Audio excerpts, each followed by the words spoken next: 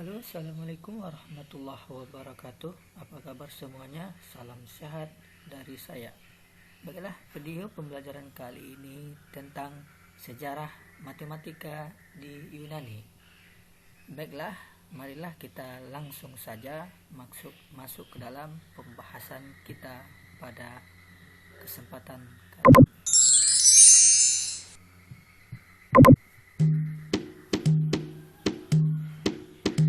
Assalamualaikum waalaikumsalam.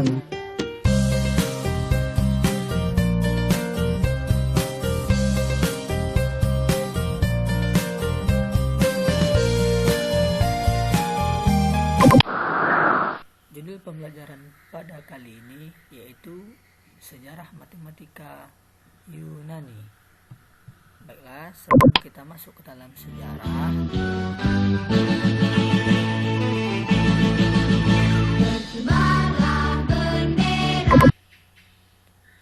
kita harus mengetahui latar belakangnya terlebih dahulu. Menurut bahasa, kata matematika berasal dari kata matema dalam bahasa Yunani yang diartikan sebagai sains, ilmu pengetahuan atau belajar. Juga matematikos yang diartikan sebagai suku belajar. Matematika adalah ratunya ilmu dan sekaligus menjadi pelayannya. Matematika adalah sains mengenai kuantitas dan besaran. Matematika adalah sains yang bekerja menarik kesimpulan-kesimpulan yang perlu. Matematika adalah sains formal yang murni. Matematika adalah sains yang manipulasi simbol. Matematika adalah ilmu tentang bilangan dan ruang. Matematika adalah ilmu yang mempelajari hubungan pola, bentuk, dan struktur. Jadi matematika ini ratunya segala ilmu dalam hal apapun, dalam pelajaran apapun, pasti matematika ini ada dalam suatu pelajaran yang ada pada saat ini. Baiklah, kita langsung saja masuk ke sejarah Yunani kuno. Matematika Yunani adalah matematika yang ditulis dalam bahasa Yunani, dikembangkan sejak abad ke-6 sebelum Masehi sampai abad ke-5 Masehi di sekitar pesisir timur Laut Tengah. Matematikawan Yunani tinggal di kota-kota yang tersebar di sekitar Laut Tengah bagian timur, mulai dari Italia hingga ke Afrika Utara, namun dibersatukan oleh budaya dan bahasa Yunani. Matematika Yunani lebih berbobot daripada matematika yang dikembangkan oleh kebudayaan pendahulunya. Semua naskah matematika pra-Yunani yang masih terpelihara menunjukkan penggunaan penalaran induktif. Maksudnya penalaran induktif di sini yakni pengamatan yang berulang-ulang yang digunakan untuk mendirikan aturan praktis. Jadi itu pengamatan yang berulang-ulang yang dilakukan oleh matematika yang tidak berbobot para pra-Yunani, yaitu penalaran induktif. Sebaliknya, matematikawan Yunani menggunakan penalaran deduktif. Bangsa Yunani menggunakan logika untuk menurunkan kesimpulan dari definisi dan aksioma, dan menggunakan kekakuan matematika untuk membuktikannya. Jadi bangsa Yunani juga mengembangkan sistem numerasinya sendiri. Sistem numerasi yang digunakan bangsa Yunani ada dua macam, yaitu sistem etik atau Herodianik dan sistem Ionia. Dalam sistem numerik Atlantik, lambang untuk bilangan 1 sampai 4 digunakan lambang tongkat dengan perulangan lambang. Misalnya 2 dilambangkan dengan 2, ya, seperti ini. Dilambangkan dengan 2. Sedangkan 5 dilambangkan dengan seperti huruf R namanya, yaitu huruf awal dari penta. atau 5. Bilangan 5 sampai 9 dilambangkan dengan kombinasi R dengan tongkat 1. Maksudnya misalnya 6 seperti penta dengan lambang tongkat 1. Untuk melambangkan bilangan 10, 100 ribu, 10 ribu digunakan huruf awal nama bilangan. Ya, langsung saja kita lihat di sini. 1 dilambangkan dengan batang, 10 kita kenal dengan segitiga atau deka, 100 dekaton dilambangkan dengan H, 1000 dilambangkan dengan X, dan 10.000 dilambangkan dengan M atau miron. Lambang lain yang digunakan sebagai pengikat yaitu R atau penta tadi yang berarti 5. Multiplikatif terlihat pada penggunaan lambang, di mana setiap lambang dasar yang sama dapat disingkat dengan menggunakan lambang tersebut. Jadi 10 tadi dilambangkan dengan segitiga, jadi lambang segitiga ini dibuat sebanyak 2, berarti 20, dan 3-nya dilambangkan dengan batang sama dengan 45. Lambang segitiga ini ada 10 berarti 40, dan tadi 5 atau dentat seperti R, dan seterusnya. Itulah lambang multiplikatif. Adapun sistem numerasi alfabet Yunani lebih singkat dan sistematis. Aturan tulisannya itu bilangan terdiri dari 2 digit. Caranya dengan menjumlahkan angka puluhan dengan angka satuan. Misalnya 10 tambah 9. Ini lambangnya. 20 ditambah 3. Seperti ini lambangnya. 70 tambah 8. Seperti ini lambangnya. Baiklah, selanjutnya terdiri dari 3 digit. Ya, caranya dengan menjumlahkan angka ratusan dengan angka puluhan dengan angka satuan. Seperti ini 100 tambah 70 tambah 4. Ini modelnya, sama-sama kita bisa lihat.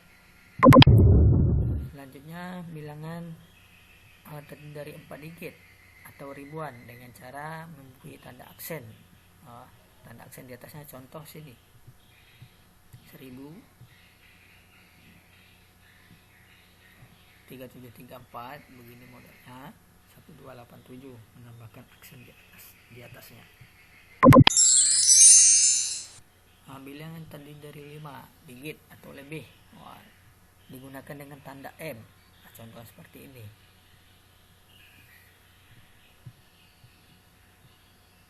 Dua tiga tujuh tiga empat, ini lambangnya. 231578, seperti ini lambang. Matematika Yunani terdiri dari sebuah periode, yaitu maksudnya periode ini ada beberapa penemuan-penemuan atau orang-orang yang menemukan matematika di Yunani, yaitu matematika Yunani juga berperan penting bagi gagasan teori bilangan, analisis matematika, matematika terapan, dan pada periode itu mendekati capaian kalkulus integral. Jadi sampai yang tingkat terbawah sampai yang tingkat ke atas. Baiklah, kita langsung. Sejarawan biasanya menempatkan permulaan matematika Yunani pada masa hidup Thales. Yang pertama itu Thales dari Miletus, kira-kira 624 sampai 548 sebelum Masehi.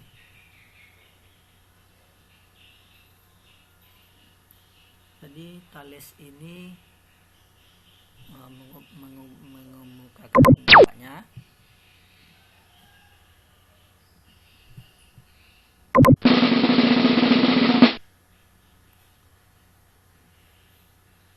Thales mengemukakan pendapat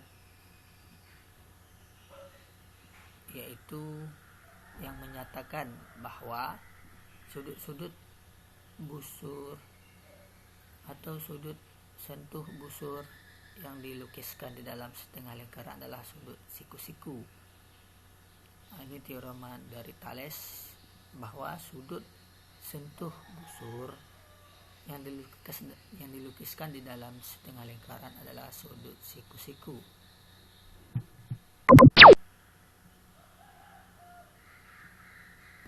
Pitagoras, selanjutnya Pitagoras yaitu tokoh penting lainnya dalam pengembangan matematika Yunani, yaitu Pitagoras dari Samos kira-kira 580 sampai 500 sebelum Masehi.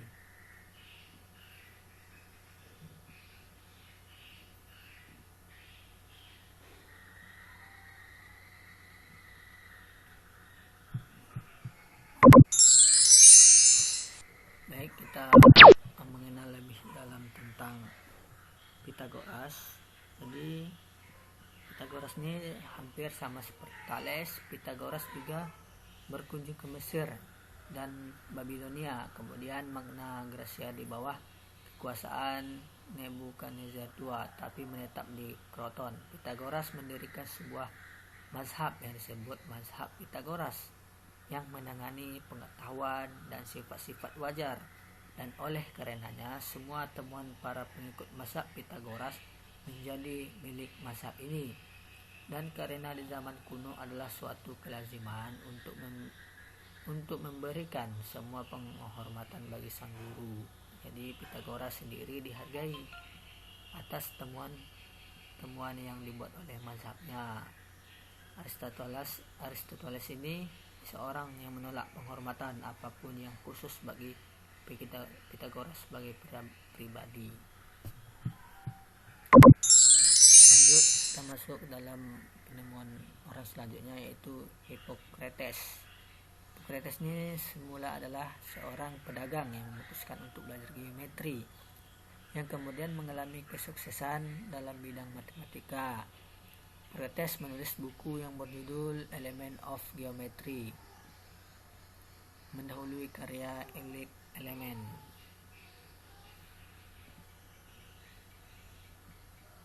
Jadi Hippocrates ini kemudian muncul dalam buku Sejarah Matematika. Maksudnya salah satu bagian dari karya Hippocrates ini kemudian muncul dalam buku Sejarah Matematika. Eudemos adalah yang berhubungan dengan kuadratur suatu lan, yaitu bangunan yang dibatasi oleh dua busur lingkaran yang mempunyai jari-jari yang tidak sama. Menurut teorema Hippocrates ini, segmen-segmen yang sebangun dari lingkaran-lingkaran mempunyai ratio yang sama dengan kuadrat alasnya.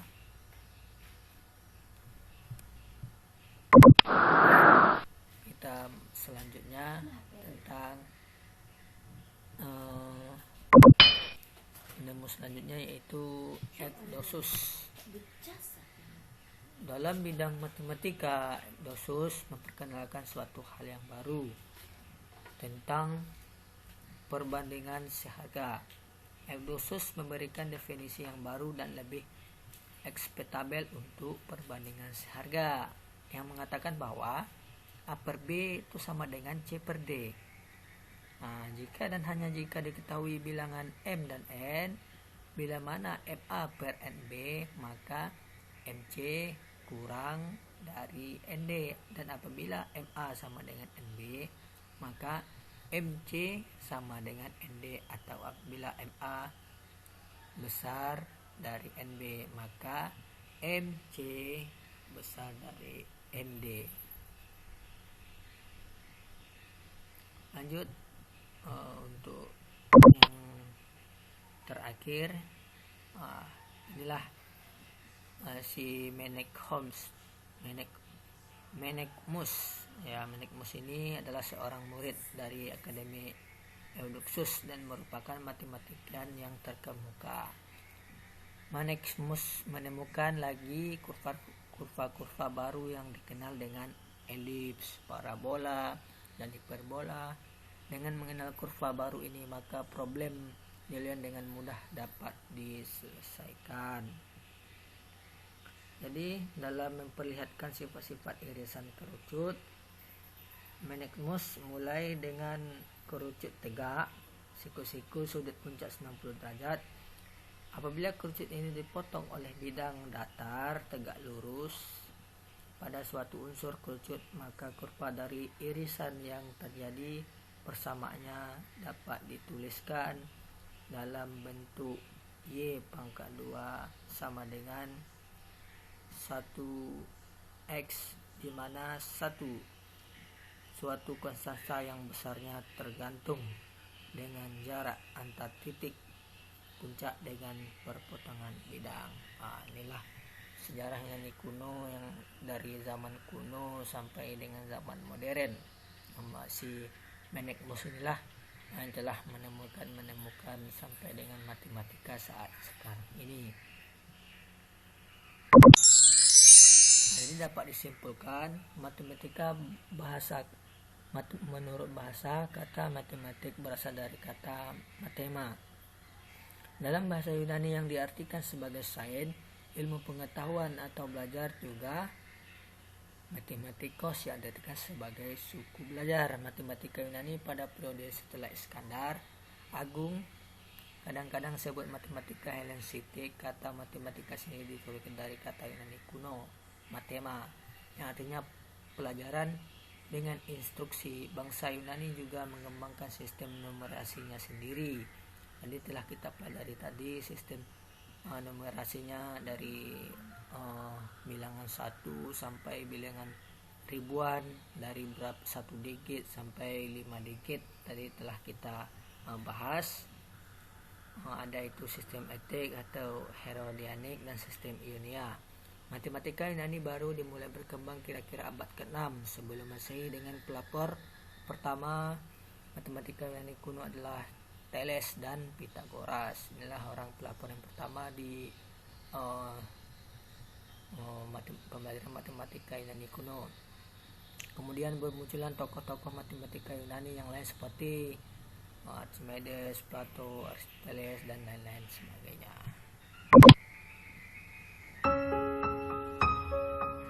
Itulah penjelasan dari saya, penjelasan yang singkat